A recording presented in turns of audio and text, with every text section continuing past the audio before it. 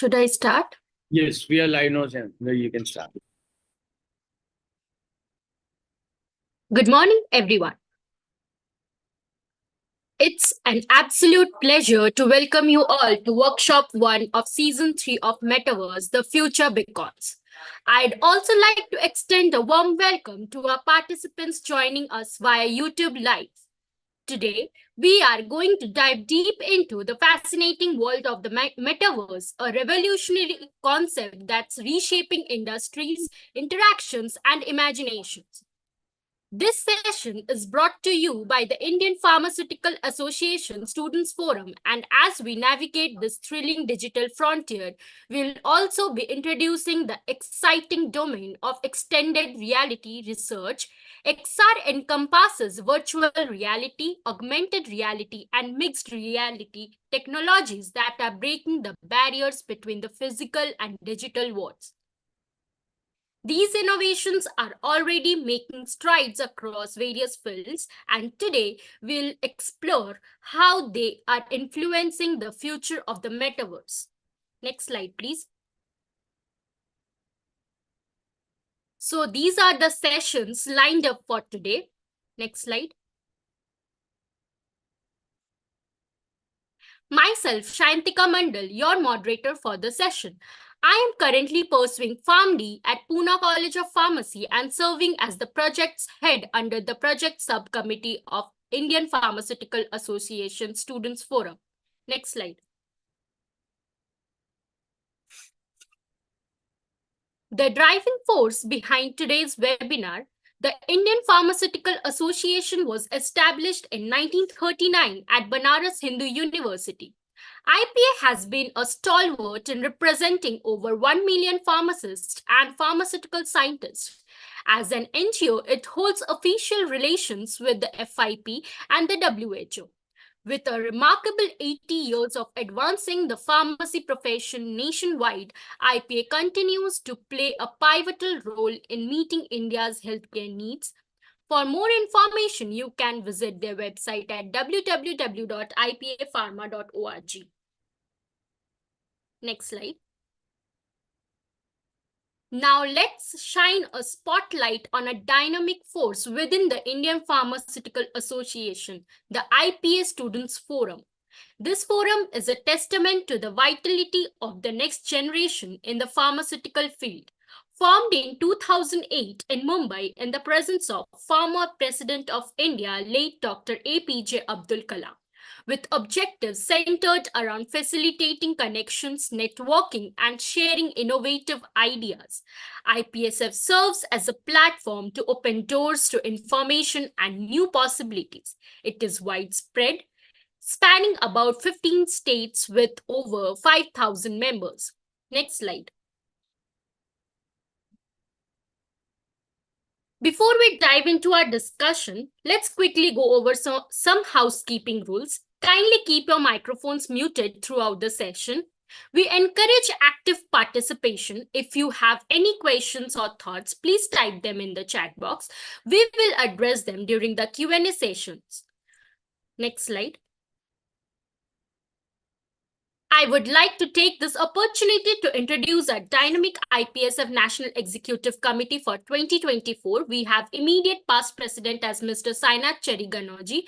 We have Ms. Vrushali Doshi as president, Mr. Mohit Manchanda being the secretary, Mr. Ambati Vamse Krishna as the joint secretary, Mr. Vivek Kamble being the treasurer, Ms. Aditi Roy serving as the chairperson of public relations, Ms. Atufa Bade as chairperson of projects, and Ms. Vishnu Priya serving as chairperson of license. Let's appreciate and welcome them. Next slide.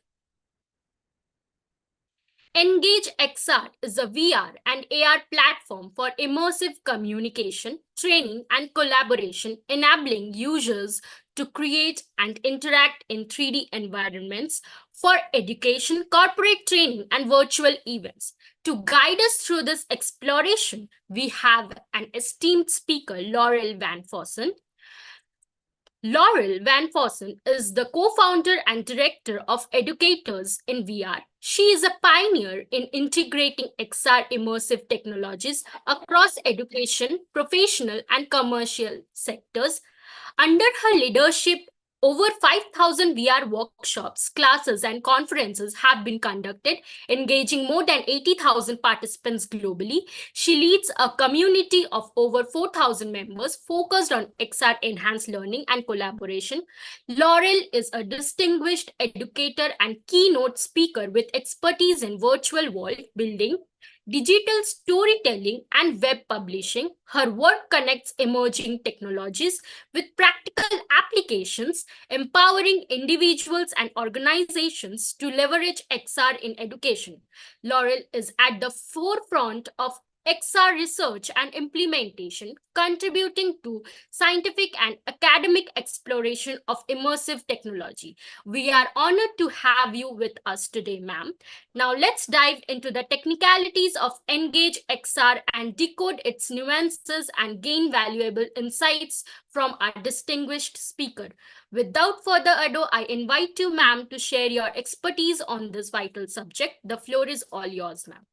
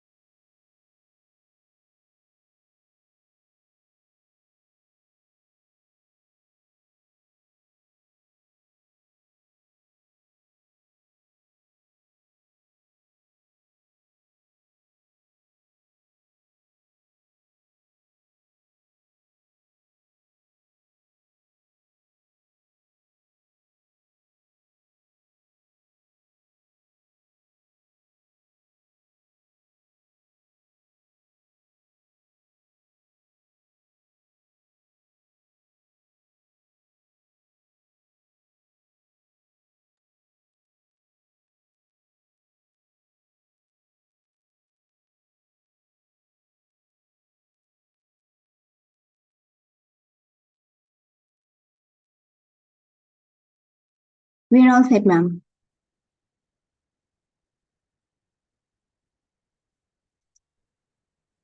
Yes, ma'am, we are all set.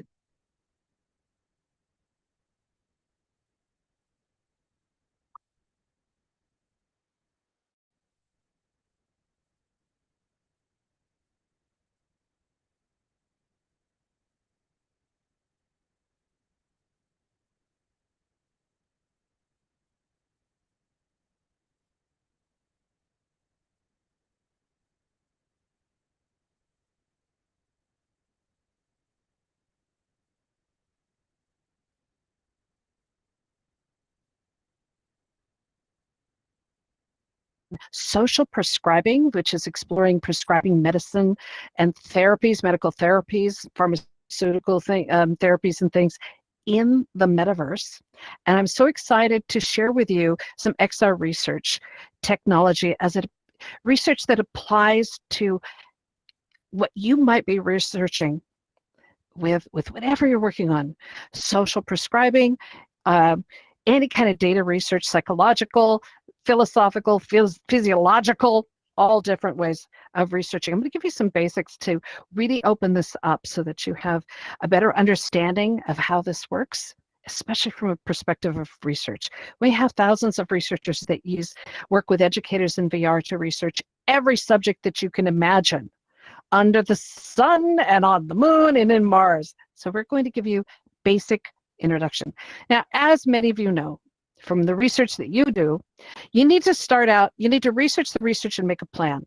But the point of researching the research, I just want you to understand, many people think that VR is brand new, that nobody's researching anything anymore. I mean, not anymore, that they haven't done the research. It's not true. Research has been going on in virtual reality since the late 70s and the early 80s. There is research from Second Life, over 20 years in Second Life. That applies to immersive education. It applies to virtual reality. And so there's tons of research. So when you get ready to start your research, research the research. This is not as new as you think it is. It may feel new.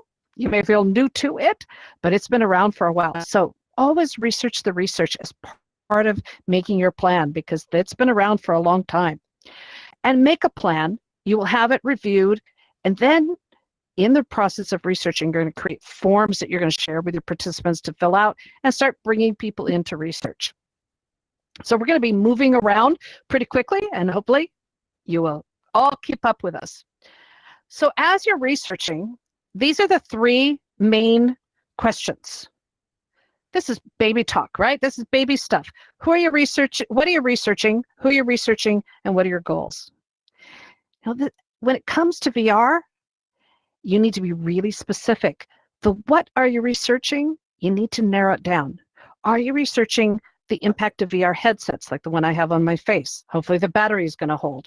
Are you researching the impact of virtual worlds like this beautiful world here? It's created by Lance Whiskey, our Director of Logistics and Master World Builder. Be very specific, because VR opens up many opportunities for research, but you need to narrow that down.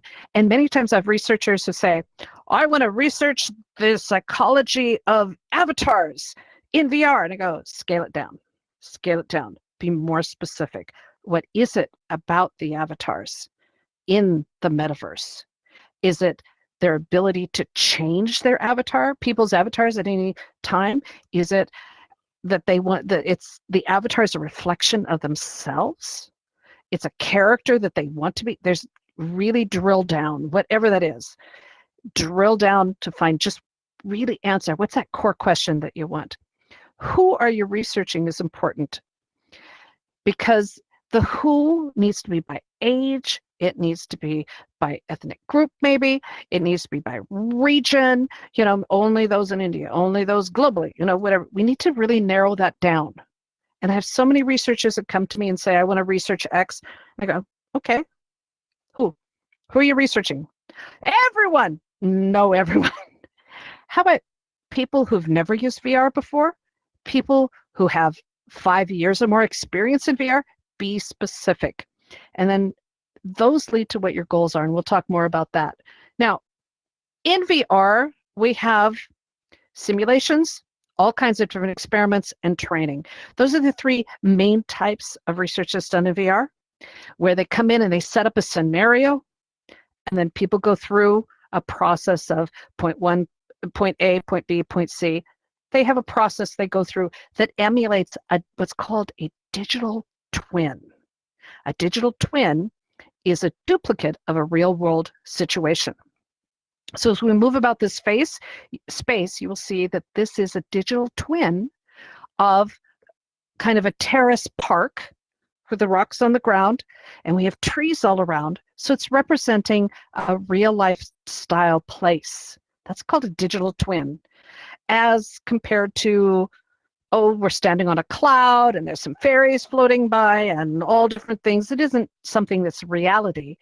It's digital twins duplicate. And so you can set up simulations of factories, of classrooms, of driving a car, of a pharmacy, and training pharmacists on how to go through the process of taking orders in a store that has a pharmacy in it, of how you take the orders in, how do you handle things. You can recreate those situations, and you're going to be learning more about that as you go through your day. You have all kinds of different experiments that you can do where you can set up scenarios and test people on it, and then you can also train people and test and evaluate the results of that training, just like you would in the real world. So you have all kinds of fun things. Now, I'm going to spend only a minute over here because I want to get to some of the good stuff. Now, you need to, when it comes to designing your VR research, again, you need to really focus on those goals. You need to understand your demographics. And then what data do you want? And we'll talk more about that in a moment. What method are you going to use? We'll talk a little more about that. And look at the hardware and the platforms. This is often a little more complicated than typical research, though in pharmaceutical research, you have similar things that are associated to this, but most research doesn't. So we point these out to get you to think about them. And then, what data do you need? Do you need opinions, perspectives? Do you need to have the psychological, or maybe you need the physiological and the kinesthetic energy and process? What are you researching? And what data do you need? You all know that. So I'm going to skip this, and we're going to come over here to the fun part. So follow along. So walking tour is what this is called. I want to talk about AI. Oh my goodness. AI is everywhere. And I know you all have been talking about AI because it's changing everything. It is absolutely changing everything. It is changing data generation and the response. It is evaluating the data in ways that is just opening up so many possibilities. If you haven't heard, it just hit the news today. Google's AI is doing, it's the not genome, it's GNOME, I think, project where they're going through and analyzing every form of chemical you can imagine, and minerals and all things, to trying to find a way that these all connect together. And they've discovered ones that we don't even know much about yet through the AI. That's going to be changing a whole lot of information. So AI is giving us new information we've never seen before in our research. And we can also set up AI to actually work with our experiments, to work with our simulations. Here in Engage, we love working in Engage XR. It is wonderful. They were the first to have AI generated historical figures. One of the most exciting moments of my life was to spend time talking to Ben Franklin, who is an amazing American figure in history, who what, 200 years ago, he redefined the concept of liberty and freedom of speech. And I got to talk to his AI and ask questions. Oh, it was wonderful. I got to talk to Neil Armstrong, the first man to put his foot on the moon, and talk to him about his thoughts and his beliefs. What an exciting experience. We lost him recently. His estate gave permission. Ben Franklin's been dead for a few hundred years. What an amazing experience. You can have non-player characters, NPCs, set up, driven by AI, that can help work in those simulations, can help with those experiments, and it gives you immediate response and feedback. AI is changing everything. It's also allowing us to expand, as I said, our non-player characters and work on the neural holography, connecting the brain to holograms and getting that interactive creativity, interactive responses. I could spend 2 hours talking about the impact of AI. Oh, I just did at a conference yesterday, but I wish it was 2 hours. We could talk about this forever, but I know that you're going to have some experts are coming in, and they're going to be talking about the impact of AI on everything that you're touching in your lives. It's going to be so powerful. So I'm going to let them tackle that. We're going to go over to talk about the things that are unique to researching in VR. So it's a race. Come join me. Come on. All right, here's where you get to learn some new terms.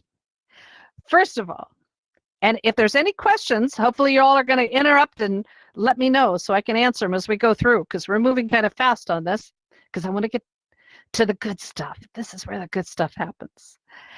First of all, when you're setting up your research, you have some choices on the types of apps you use and the type of perspective that they offer. This is really important. So we have over here what we call the participant perspectives. The first one is first-person immersive. That is what I have right now. Sorry, checking my battery. Okay, I see through my eyes. That's a first-person experience. What I see, I don't see my avatar. I see what I'm doing.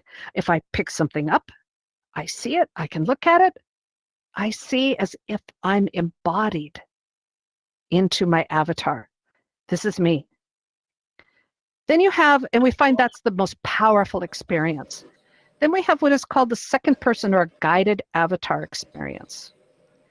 Now, what this is where you see the back of your avatar and you're steering your avatar around. It's very weird to look at your backside all the time in your avatar because you know that's not what my backside looks like. It's a weird experience, but what it does is it distances people's perspective. Is it immersive? Yes. Does it feel immersive? Yes. You start to ignore the avatar, but it's a little more distance experience. Then we have this third person experience in virtual reality, in the metaverse, spatial computing, whatever you want to call it. It's called the dollhouse view or the third person view. This is where you are a little tiny character, little avatar, that you move around like a chess piece throughout the environment. Now, the people that we've researched and studied with who use something like this, GatherTown is one of the ones that uses this, and they go, it feels immersive. It feels like I'm there. It feels like I'm talking to a real person. And up at the top are it's video conferencing. This is who they're looking at, not down here. So they're not seeing through. Is it wrong? No. Is it bad? No. But it's important to understand that these perspectives exist. The first person, second person, third person, the immersive experience, the guided avatar, and the dollhouse view, because they can change the results of your study if you don't understand the perspective of the person who's experiencing that. So things to know. All right, over here we have two words that I'm going to mess up. My apologies for people who speak German.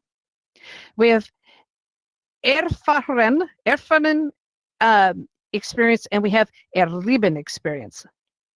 The first one is a fairly modern research term, came out of Germany, that means that the participant gains knowledge from the experience.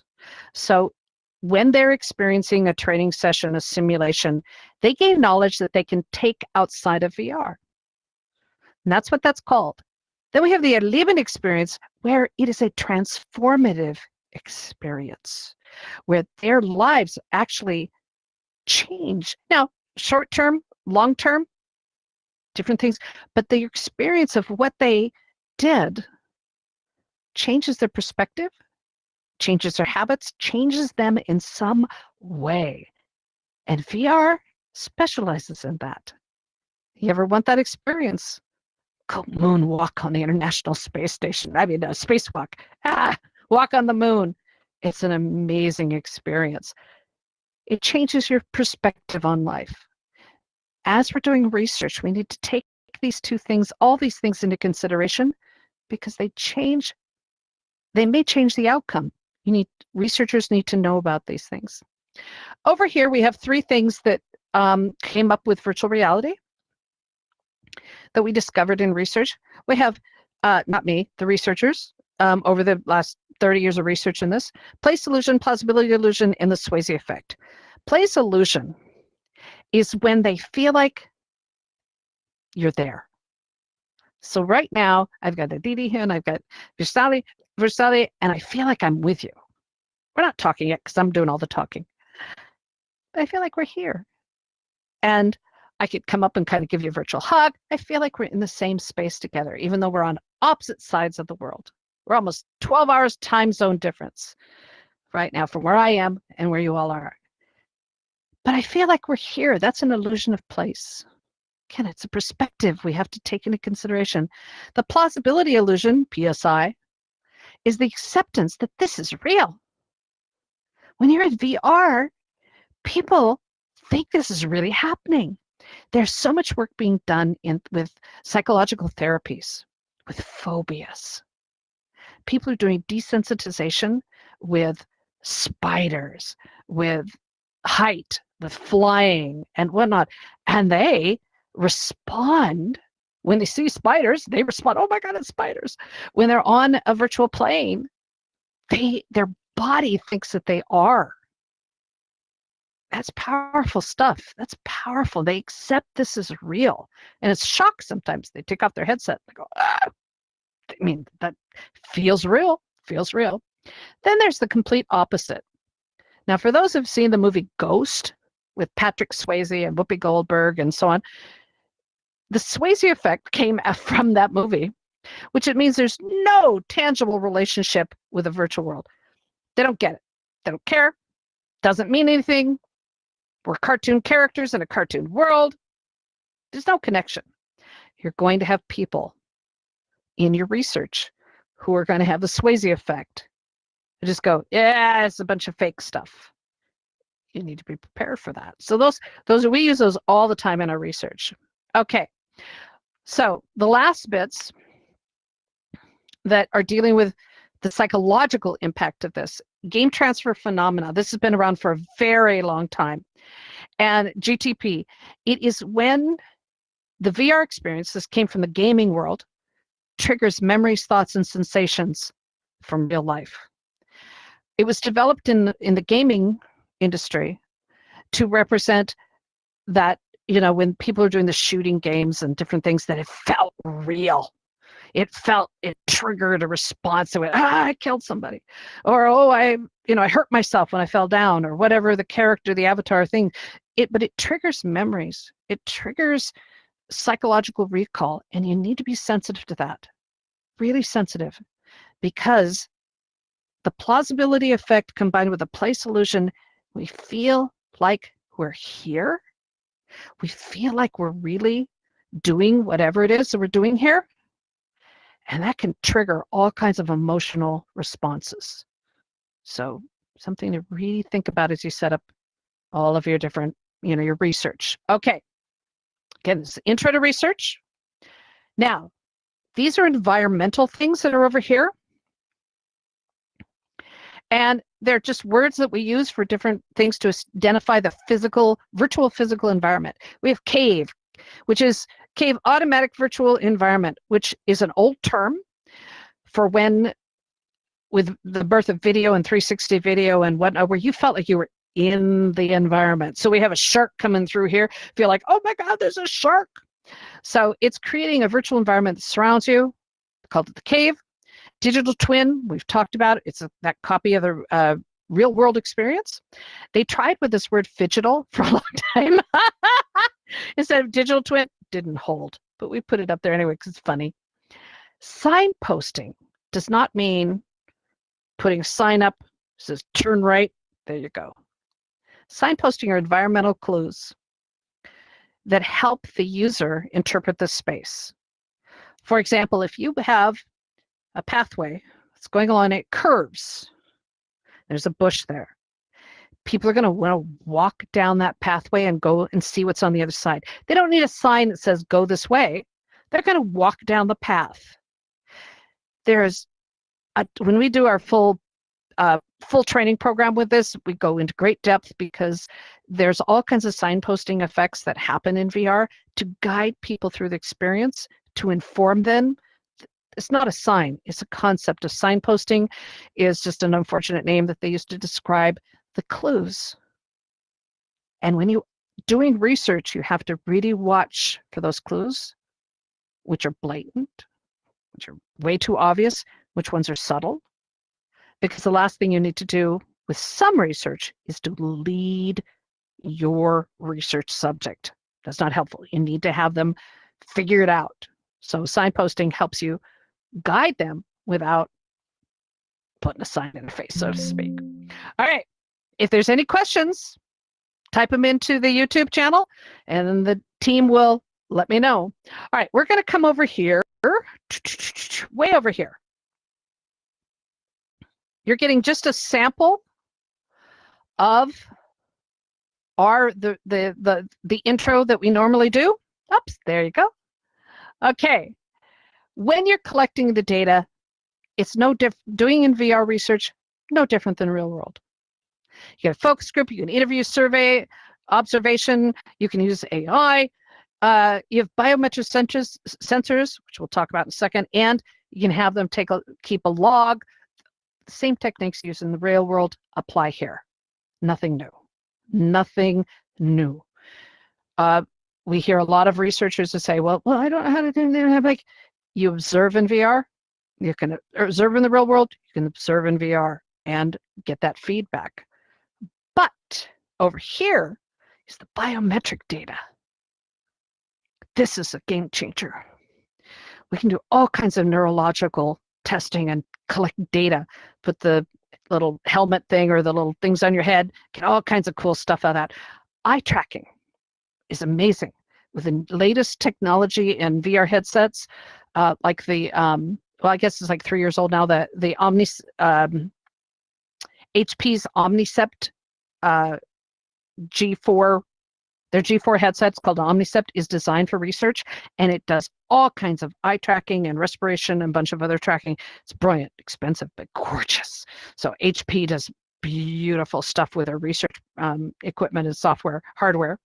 So eye tracking, hand tracking is huge. Nowadays, it's becoming more common. Where are they reaching? Where are they placing? You can track what's going on. How are they moving? How are they interacting with things? Heart rate, respiration, body, full body tracking is available in different hardware, new things with front scanners and body scanning. It's amazing. And here's the crazy part. We live in a world of privacy, right? Security concerns, privacy concern. In a VR headset, enough data is collected that within 20 minutes, without seeing my name tag, without knowing who I am, they can collect enough information to pretty much identify who I am by how I move, things I say, different deals. They can actually narrow that down now with AI to less than 10 minutes. They collect over 6 million data points. 6 million data points. Pretty freaking amazing. Very scary, but VR, you got my movement, you got my IP address, they can collect all this information and the biometric can go into that. Very scary. Very scary, but really cool for researchers. So you can like give and take. All right, here's some examples of data collection with eye tracking and heat map tracking. So this is software that's connected to VR headset, and you can see, just like the old days they did with websites and they've done with building offices and things, they have eye tracking that can go right in and they can track where the people are looking, what they're looking at. As always, you have to evaluate pros and cons, natural looking, they're looking at signposting, what are they looking at, and evaluate appropriately. So I want to tell you really quick about some research that was done. I'm not going to name it.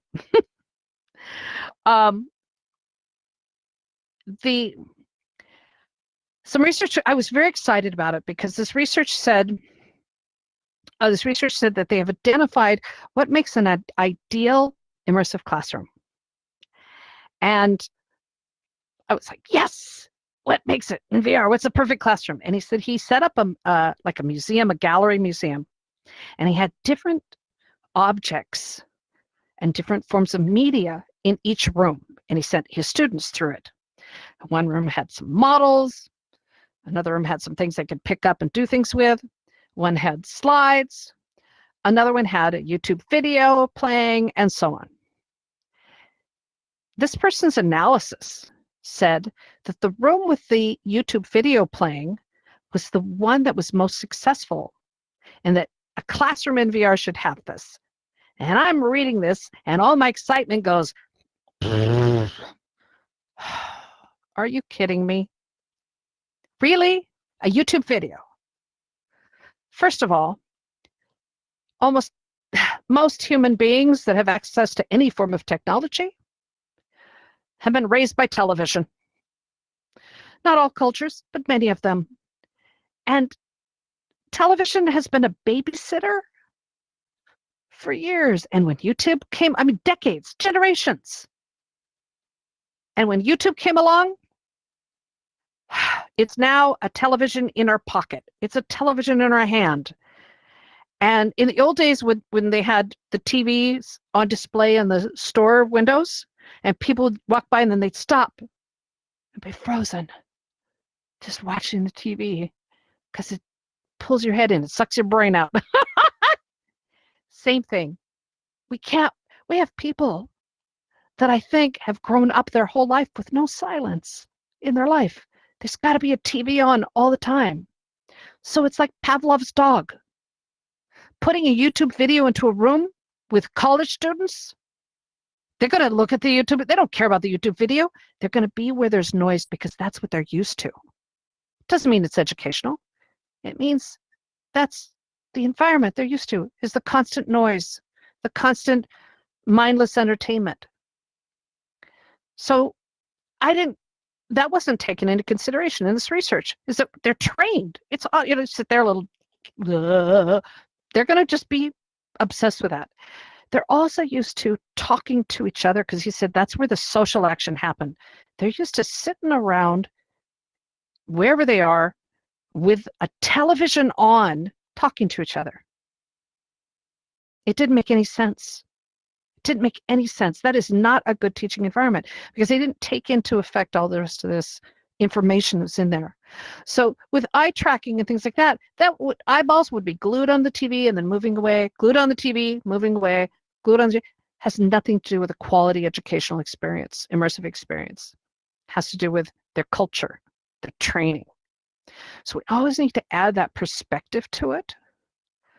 And now we know what really, that led me on a whole course. I've been, since beginning of 2019, I have been researching what makes an ideal immersive educational virtual world. Boy, have we learned a lot of lessons, and that's not it.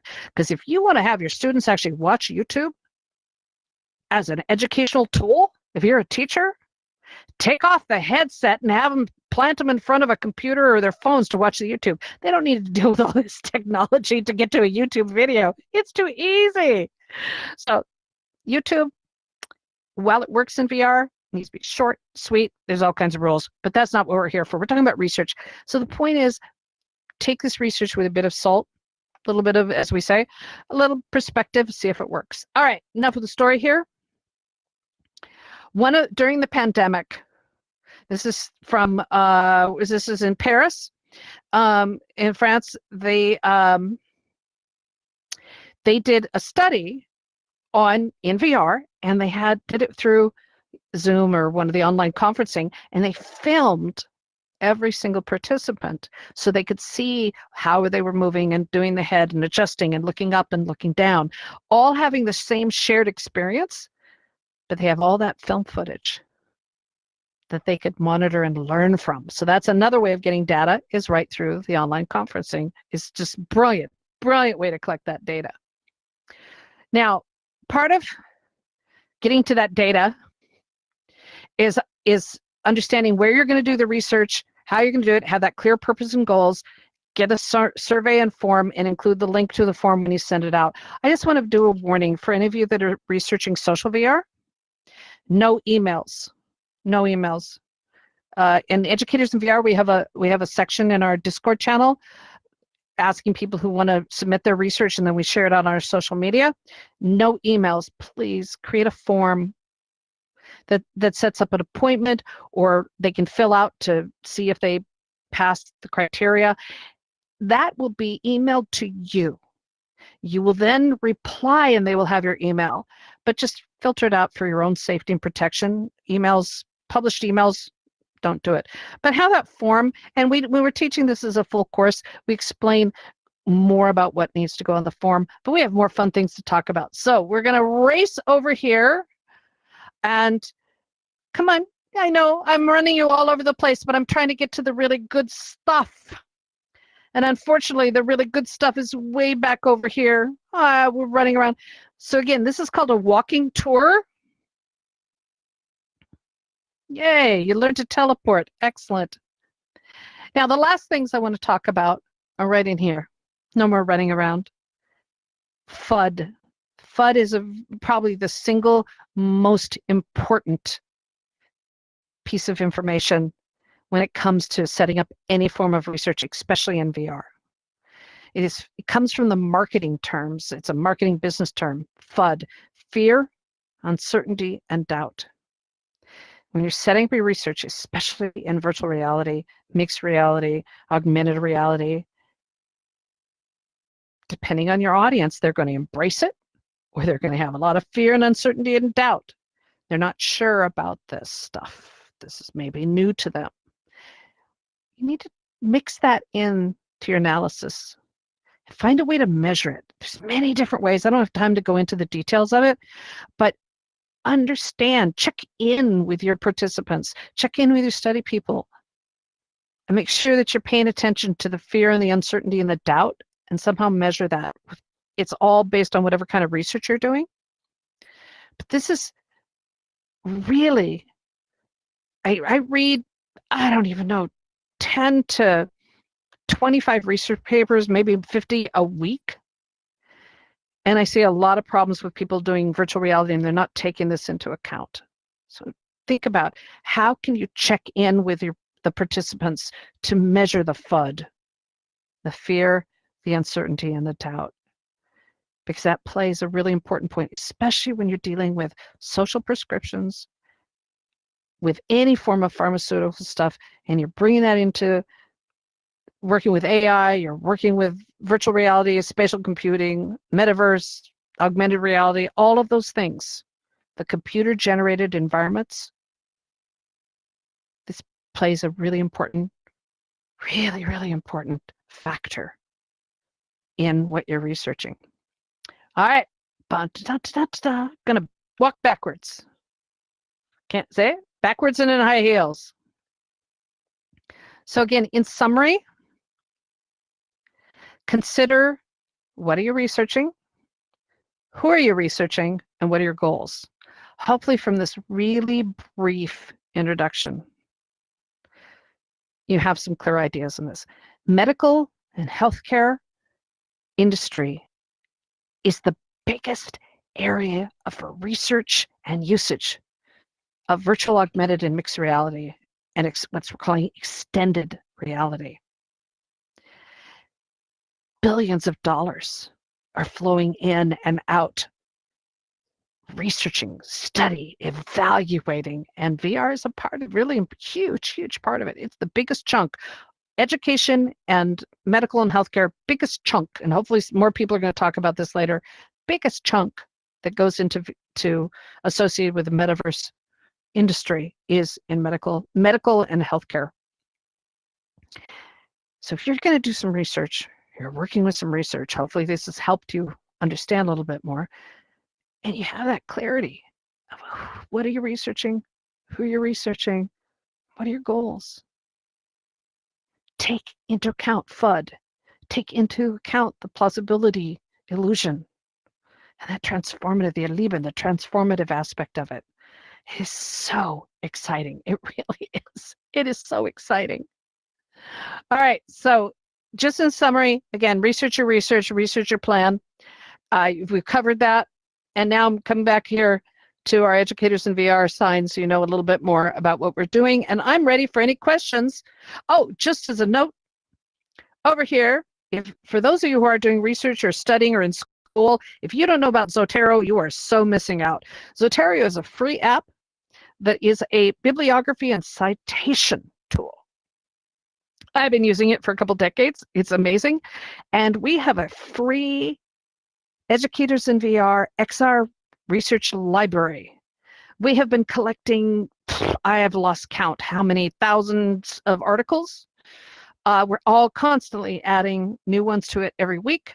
I'd love to find a volunteer who will help to curate it. If you're interested in volunteering and help us out with this, but we cover all these different subjects.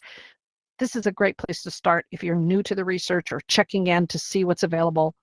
We may have it in here. So do check that out. It's totally free at Zotero, and all the information's on our Educators in VR website. Any questions, comments? I'm ready. Aditi, are you the one reading?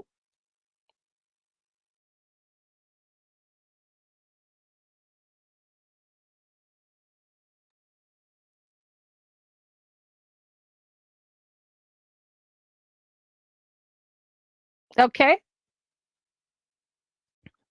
Oh, not a problem. And I can keep talking. So right behind me, on the other side here, we have an XR research team. And we showcase researchers what they're doing, all kinds of different subjects. And if you would like to come and present what you're working on, if it touches education and XR technology, we would love to have you come and present with your research or anything else with it. But that's just one of our many different teams that we have. We have a med healthcare team that is really exploring what is going on in the medical and healthcare industry with XR. So we'd love to have you come and join their events. And all right, do we have a question? Okay.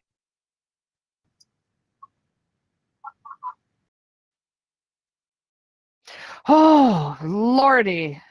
Do I, boy. Okay, so we have, that's a big question. Because it goes into usability, and it kind of depends on what you're doing. What is the person researching? Can you find out? Maybe they can go ahead and put it in the comment box. We'll take the next question by that time. How right, I'm ready. immersive is XR compared to traditional 2D screens? How immersive? I am seeing you with my eyeballs. These are my hands in front of me. Very immersive. I feel like I'm walking in this room. Wow. Yeah. In 2D screens, it's the same way. You're seeing the world through your screen. And where you turn, the screen turns, just like you're seeing through the live stream here. And it feels, after a while, you forget that even when you're on a 2D on a desktop or laptop, or you forget that you're not in an avatar. It's just that your hands stay still at the side. Wow. But it feels really immersive. I spend a lot of time in 2D.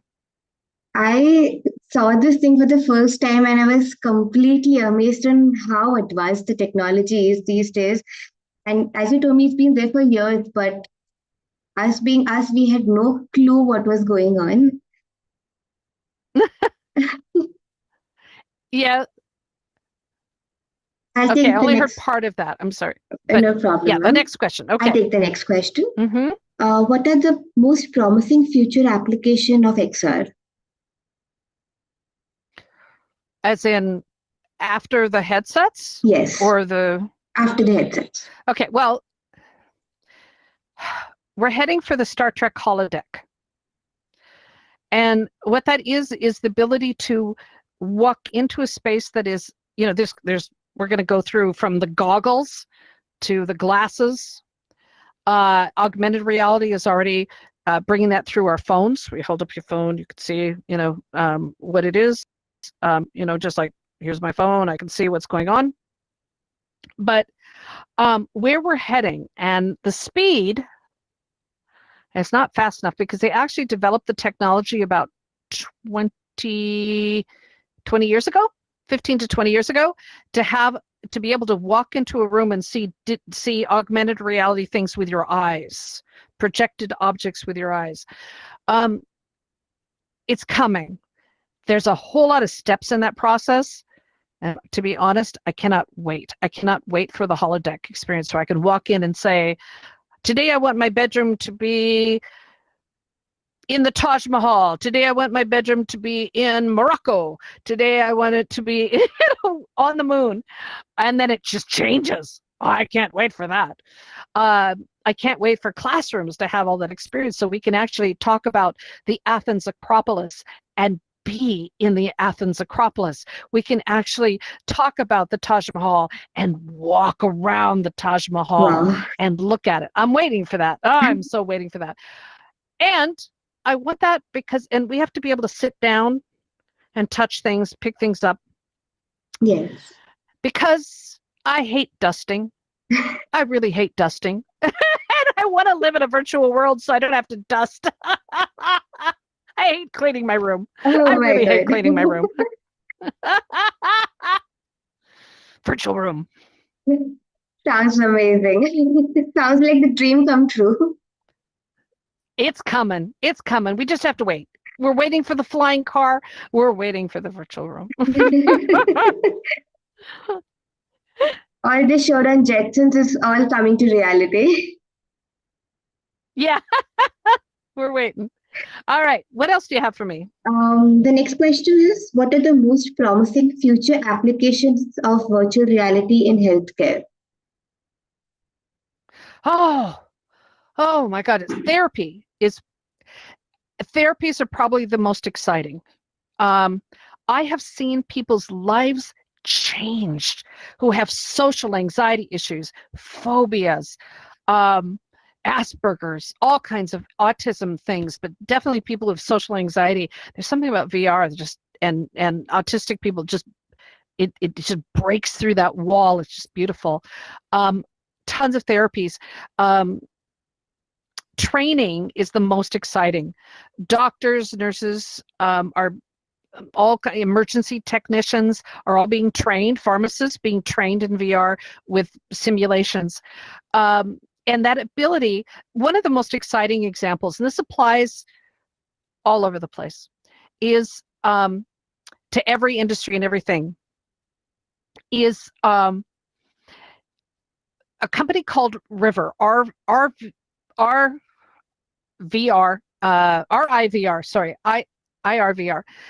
worked with the Los Angeles Fire Department. Oops, getting lots of background noise. Okay, they worked with the Los Angeles Fire Department, and they were able to put VR. Vishali, we're getting a whole lot of background noise. Just letting you know. Okay. Okay. All right. They were able to put VR into the helmets and the visors of the equipment the firefighters were actually using. And one of the things that firefighters have to go through training, especially in the big cities, but everywhere, is what's called the burn barrel. It may have different names in different places, but what this is a big, huge chemical tank, and is to create a chemical fire, which burns at such incredible high temperatures, it can incinerate someone instantly. I mean, we're talking about very, very dangerous industrial fire. And the firefighters have to put on all of their 100, kilos and kilos and kilos of heavy, heavy equipment. Air tanks on them, all protected. They have to put the face mask. They have to have all this protective gear on, and they have to go into a real chemical fire. Highly dangerous, deadly. Every few years, a firefighter dies in training. And so the VR has set up so that it actually, the VR headsets they have will actually allow them to create this exact same feeling in VR. So they put on all the headset and stuff like that, and they're just in a room and they sweat, and because they've said that they've gotten so hot they actually will lose like a good 6 or 8 kilos of sweat, of just sweat. And it feels just like the real thing. And they get to practice that over and over and over again. The fire department doesn't have to pay the money. That all the costs, they don't have to, the insurance, they don't have to risk the lives of the firefighters, and they get better training because they're not really going into a fire. Now think about that in a hospital emergency situation, to set up emergency training where the hospital's half damaged by an earthquake or a fire or whatever that is, and you still have to have the staff respond. How do you get things from one end to the other, and how do you problem solve, and how do you do? That's just a simple example, but it's one of the most dramatic ones, but it's very exciting. So you can apply that emergency thing to just about anything, but anything you can do where you're doing customer training, you're trying to, how do you talk to people? How do you communicate with people and getting feedback instantly if it's working or not? It's so exciting. So many different ways. I could do hours talking about all those. What else? Oh my God. That's amazing. That's so much beyond than our imagination. And it is. We have the last 2 questions, ma'am. So we have, how can blockchain be integrated with XR for security and asset management?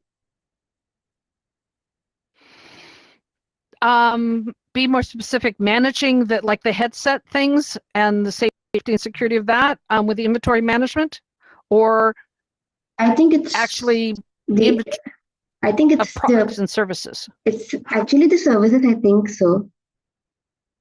Okay. As in training, setting up and teaching people how to do inventory. Walmart has been doing that. I don't know if y'all know Walmart. Walmart has been doing that for, I've lost track, 15 years. They do inventory training in VR. They also have their greeters that they train in VR. Oh, but if the other part of the question that's really interesting is that there is Manage XR, Arbor XR, and a few other companies, Class VR through Advantis and things that have set up systems for people who are using VR in the classroom. And so it's an inventory management system, and it's brilliant. I love these people. These people are just amazing. They set up a system so that the teacher can see what every student is seeing in their headset. They can control what apps that they're using, and even remotely as well as in the classroom. And so the teacher can actually monitor what's going on. And that also helps with inventory and everything of tracking the different headsets and things in a classroom. And that's beyond this topic, but that's something that is inventory management of the headset and the controllers and all the other pieces and things. There are some great systems that are out for that. Okay. And the last question we have, ma'am. So it's how does XR leverage AI and machine learning for personalized experiences? Oh, well, I did talk about AI, and as I mentioned, the historical figures that are here in Engage XR, and they're expanding them. They have like another 20 or 40 of them that are coming. So excited. I can't wait to play with them. And so, gosh, there's so many ways. You can bring in, I don't have one available right now. It would take too long to bring one in, but you have a non-player character, an NPC, that is set up to an AI account, and you can ask questions. You can put what are called guardrails around what they can talk about. So you can actually, let's say that you have students, you have a classroom that has posters like all of these around here that have the information students need to know for their homework assignment or something like that, or research subjects, whatever the topic is. And you can actually have this non-player character avatar be restricted to answer questions that are associated with the topic at hand and nothing beyond that. They will say that one is beyond my scope. And that allows a teacher, or you can use it as research, to actually get the answers to questions for people and not have to wait. So it's very synchronous kind of experience as compared to asynchronous.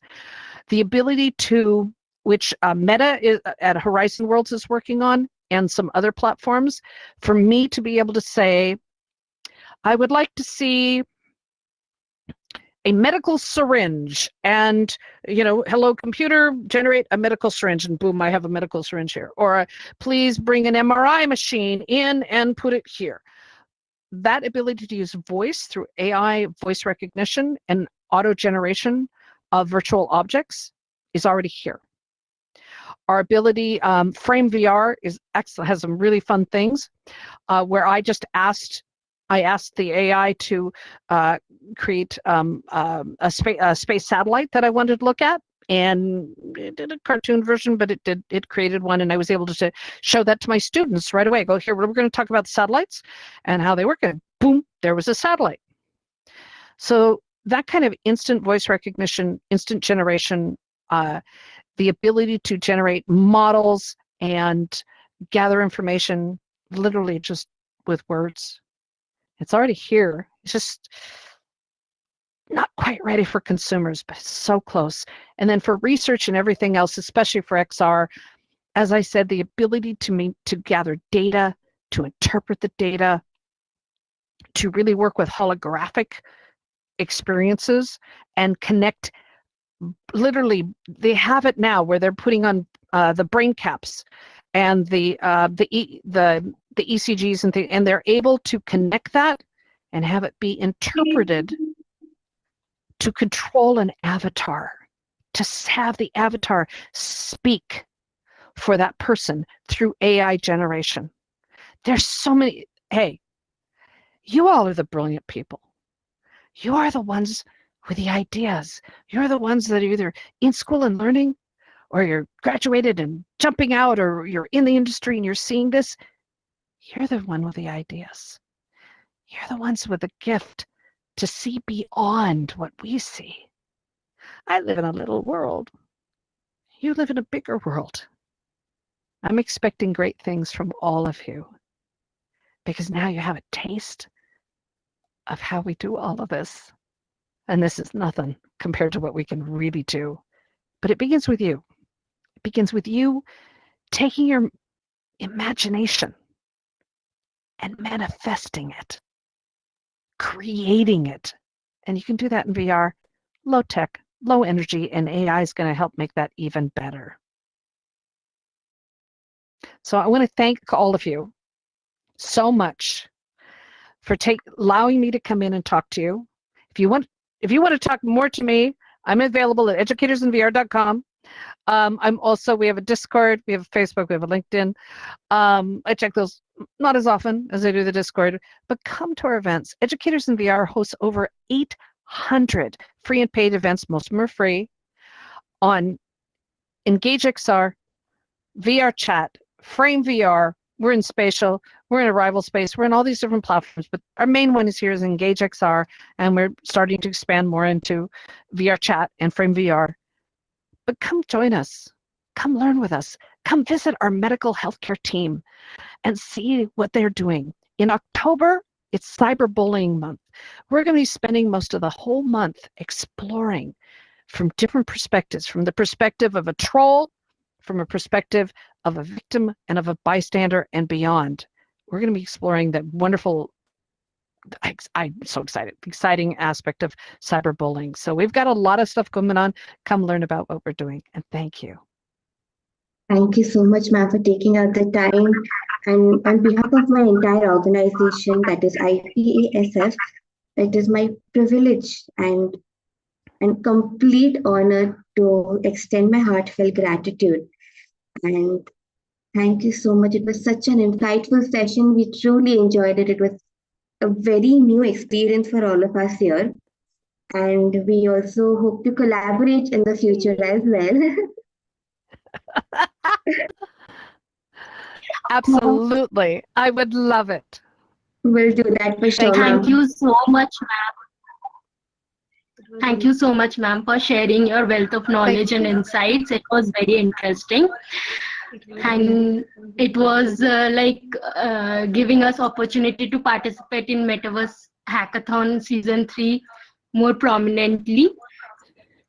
And thank you, Ms. Brushali, and to all our participants. As we wrap up this session, do not forget to join the lined up sessions in the afternoon. We appreciate your active participation. Stay tuned for more such engaging events. Until next time, have a beautiful day. Thank you. Thank you. Thank you so much, ma'am. And we wish you I think, good night. It's all right. Are we off air?